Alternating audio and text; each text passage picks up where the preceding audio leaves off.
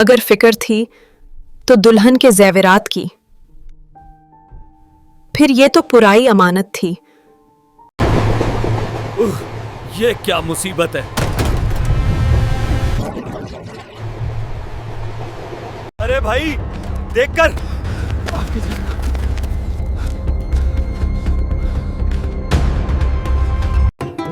کہو بھابھی، میری بک کرنے کی عادت اچھی ہے یا تمہاری چپ رہنے کی؟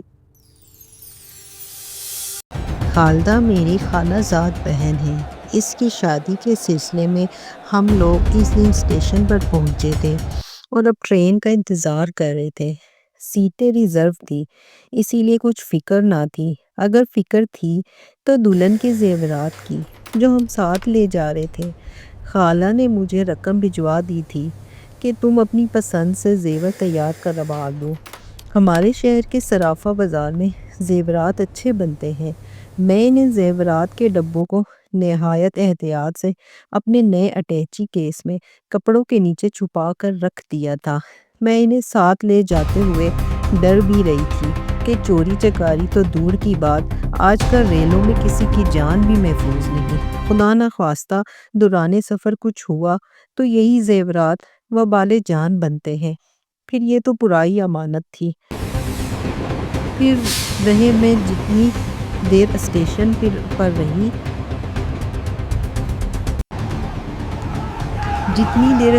پر میں رہی، میری نظر اسی اٹیچی کیس پر رہی۔ سب گھر والے خوش ادھر ادھر گھوم پھر رہے تھے، اسٹیشن کی رونق دیکھ رہے تھے، مگر میری سانس کی ڈور اٹیچی کیس سے بندھی ہوئی تھی۔ ٹرین آ گئی، ہم بڑی مشکل سے سوار ہوئے کیونکہ ایک گھمسان کا رش تھا۔ جن کی سیٹیں بک نہ تھی وہ ڈبوں میں سوار ہونے کے لیے بدحواسی کی حالت میں ادھر ادھر دوڑتے نظر آ رہے تھے۔ اگرچہ ہماری سیٹیں بک تھی، پھر بھی ہمیں کافی مشکلات کا سامنا کرنا پڑا۔ ڈبہ مسافروں سے بھرا ہوا تھا، اوپر سے قسمت خراب ڈبے میں لائٹ بھی کم تھی۔ ٹرین رکنے کے تھوڑی دیر بعد وہ لائٹ بھی بجھ گئی، یوں ڈبے میں تاریکی چھا گئی۔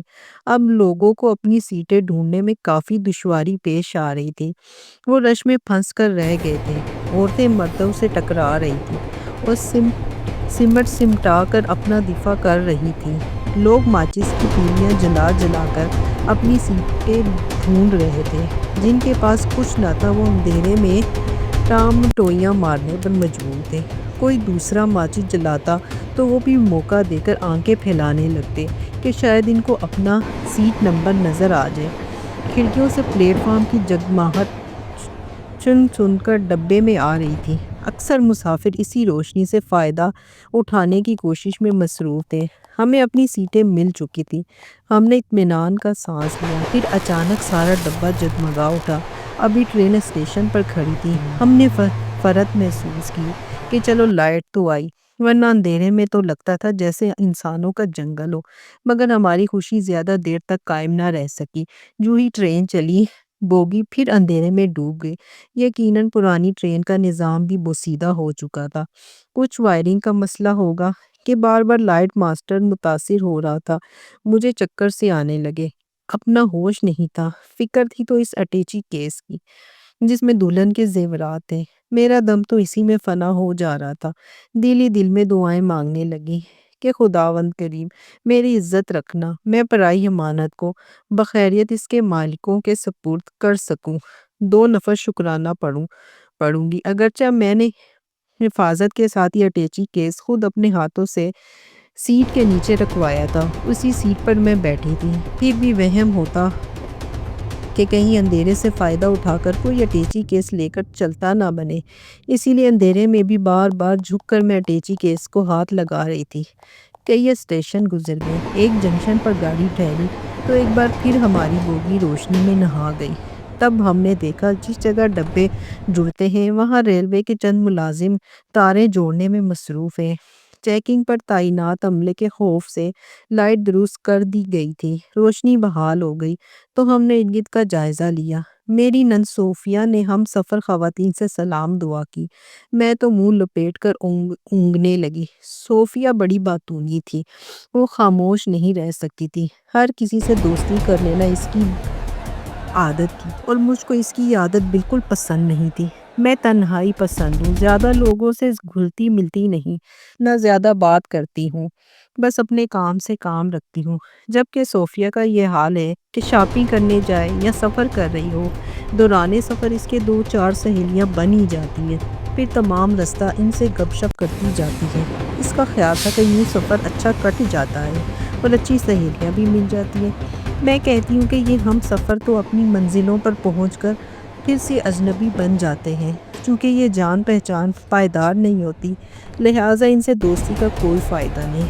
مفت کی بک بک سے سوائے سر میں درد کے اور کیا حاصل ہوتا ہے؟ بہتر ہے کسی سے دوستی نہ بڑھاؤ اور خاموشی سے کھڑکی کے باہر جھانکتے زمین کے اوپر دوڑتے مناظر کا نظارہ کرتے رہو۔ گھر سے چلتے ہوئے میں نے صوفیہ کو سمجھا دیا تھا کہ زیادہ وبال نہیں پالنا، ہم سفر عورتوں سے سلام و دعا کافی ہے، تمام عمر کے قصے کہانیاں کہنے نہ بیٹھ جانا، میرے سر میں درد ہو جاتا ہے۔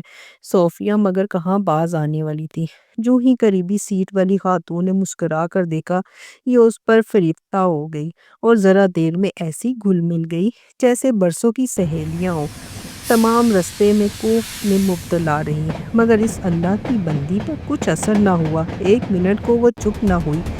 اس عورت کا نام جمیلہ تھا، گر جمیلہ سے میری نند صاحبہ کا پکا دوستانہ ہو گیا، خط و کتابت کے لیے ایک دوسرے کو ایڈریس بھی دے دیے گئے۔ جب سامان زیادہ ہو تو جگہ بنائی جاتی ہے، ہمارے پاس بھی کافی سامان تھا، مگر ہم نے ایسی کسی اسکیم کو نہ بنایا، لہٰذا ہمارا سامان بے ترتیبی کا شکار تھا۔ ایسی صورتحال میں مشکلات کا سامنا ہوتا ہی ہے، جبکہ اسٹاپ پہ بھی محدود وقت کا ہو اور سامان کو جلدی اتارنا ہو۔ ہم نے جس اسٹیشن پر اترنا تھا وہاں ٹرین بمشکل 2 منٹ ٹھہرتی ہے۔ اب صبح کا جذب کا اجالا ہر سو پھیل رہا تھا، پوپٹ رہی تھی اور ہمارا شہر قریب آ رہا تھا۔ ہم سب ایک دوسرے کو ہوشیار کرنے میں لگے ہوئے تھے۔ ہم سب نے ادھر ادھر پڑی اپنی جوتیاں پہن لی، بکھری ہوئی چادروں کو جو بچھونے کے طور پر استعمال ہوئی تھی سمیٹا۔ اب وقت کم تھا اور شہر نزدیک تھا۔ سامان سے ٹرین آہستہ ہوتے ہوتے اسٹیشن پر رک گئی، تبھی ہمارے ساس نے ایک ہنگامہ اٹھا دیا۔ چلو سب لوگ جلدی کرو، نیچے اترو۔ مجھے کہنے لگی کہ تم بچوں کو احتیاط سے اتارو، میں سامان اتروا لیتی ہوں۔ وہ سامان نکالنے لگی اور میں بچوں کو سمیٹ کر رش میں آگے ہی آگے بڑھنے لگی۔ ظاہر ہے زیادہ بچے قیمتی تھے، میں نے سوچا رش میں کہیں کوئی بچہ ادھر ادھر نہ ہو جائے اور ٹرین رفتار پکڑ لے جس پلیٹ فارم پر گاڑی کھڑی تھی۔ اس طرح سے سوار ہونے والے لوگ کسی کو اترنے کا موقع نہیں دے رہے تھے۔ ہماری ساس نے دوسرا حکم اپنے بیٹوں کو فرمایا، مجیب اور نجیب تم دونوں لائن پر اتر جاؤ اور کھڑکی کے راستے ہم سے سامان لیتے جاؤ۔ اب یہ عالم کہ میری میاں ایک کھڑکی سے بچے پکڑتے جا رہے تھے اور میں انہیں بوگی سے بچے اٹھا کر پکڑاتی جا رہی ہوں۔ اس طرح ہم نے اپنے 5 بچوں کو اتار لیا۔ دوسری کھڑکی سے میرے دونوں دیور سامان اتار رہے تھے، میری نندیں صوفیہ اور فوزیہ انہیں سامان دیتی جا رہی تھی، جبکہ ساس صاحبہ سامان اٹھا اٹھا کر آگے کھڑکی کی طرف کرتی جا رہی تھی۔ جب سامان اتر چکا اور بچے بھی میرے شوہر اور دیوروں نے پکڑ لیے تو ہم عورتیں بھی ریلوے لائن پر اتر گئی۔ ہم سب سامان اور بچے پلیٹ فارم پر چڑھانے کے بعد ایک دوسرے کا رش میں آگے ہی آگے بڑھنے لگے۔ ظاہر ہے کہ سامان سے زیادہ بچے قیمتی تھے، میں نے سوچا رش میں گئی سامان اور بچے پلیٹ فارم پر چڑھانے کے بعد ایک دوسرے کا ہاتھ تھام کر خود بھی پلیٹ فارم کے اوپر چڑھ گئے۔ جلدی میں ہم الٹے راستے سے اترے تھے اور سامان بھی اتار لیا تھا، لیکن میرا دیور جلدی سے لائن میں کود گیا۔ اس نے ڈبے کو پکڑنے کی کوشش کی مگر کسی بوگی کا ہینڈل اس کے ہاتھ نہ آ سکا اور ٹرین نکل گئی۔ میں یہ سارا منظر دیکھ رہی تھی اور پسینے میں نہا چکی تھی، میں تو سانس لینا بھول چکی تھی۔ کلیجہ تھام کر دہائی دیتے ہوئے میں نے اپنے شوہر کو بتایا کہ اس اٹیچی کیس میں تو میں نے دلہن کے زیورات رکھے تھے، اب انہیں کیا جواب دوں گی۔ میں رونے لگی۔ ٹرین نکل گئی تھی، میں اسباب پر سر تھامے بیٹھی تھی، مگر صوفیہ کا چہرہ چمک رہا تھا۔ کہنے لگی، بھابی فکر نہ کرو، میں تھوڑی دیر کی ملاقات میں انسان کو پہچان لیتی ہوں، تمہارا اٹیچی کیس کہیں جانے کا نہیں۔ وہ اچھے لوگ تھے، میں نے جمیلہ سے اس کا پتہ لے لیا تھا، میں اور مجیب بھی ابھی ان کے پیچھے روانہ ہوتے ہیں۔ तुम अटैची की चाबियां मुझे दो। मैंने दिल ही दिल में आयतें पढ़ते हुए चाबियां सोफिया के हवाले की। अब ये हाल कि मैं बच्चों की वजह से सोफिया के साथ ना जाने पर मजबूर, मगर दिल ना चाहता था कि खाला के घर जाकर उतरूं। भला जाते ही इनको क्या जवाब दूंगी। बहरहाल हम सब खाला के घर चले गए और इनसे यही कहा कि जेवरात वाला अटैची के सोफिया और मुजीब ला रहे हैं और वो पिछली गाड़ी से आ रहे हैं। सोफिया मुजीब के साथ जमीला के दिए हुए पते पर पिंडी चली गई। वो स्टेशन से खाला के घर जाने बजाय दूसरी ट्रेन पर सवार हो गई थी। पिंडी पहुंचकर जमीला का पता ढूंढा। सोफिया को देखकर इसकी हम सफ़र खुश हो गई, क्योंकि वो जानती थी सोफिया अटैची केस लेने ज़रूर आएगी। इस तरह सही सलामत जेवरात वाला अटैची केस निकाह से एक दिन पहले वापस आ गया और दुल्हन वालों को पता भी ना चला कि कितना बड़ा नुकसान होते होते रह गया। इस दिन मैं इस दिन मैं अपने दिल में बड़ी शर्मिंदा हुई कि सोफिया के रवैये को गलत समझती थी। आज पता चला कि मेरा अपना रवैया गलत था। इंसान मुसाफरत में हो तब भी इसको इस कदर मगरूर, लाताल्लुक, आदम बेजार बनकर नहीं बैठना चाहिए। किसी से दो चार बातें कर लेने में कोई हर्ज नहीं। अगर सोफिया इस खातून